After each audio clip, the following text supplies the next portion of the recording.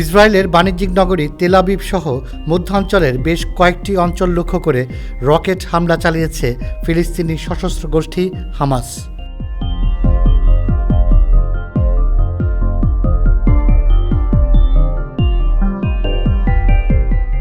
Israeli সংবাদ মাধ্যম Times of Israel জানিয়েছে, গত 6 মাসের মধ্যে আজই প্রথমবারের মতো মধ্যাঞ্চলে রকেট ছুড়েছে হামাস।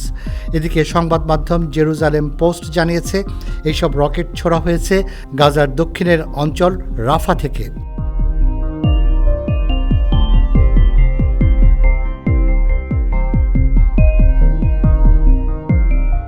হামাস রকেট ছোড়ার পর তেল আবিব সহ বেশ কয়েকটি স্থানে বিকট শব্দ শোনা গেছে বলেও জানিয়েছে সংবাদ মাধ্যমটি।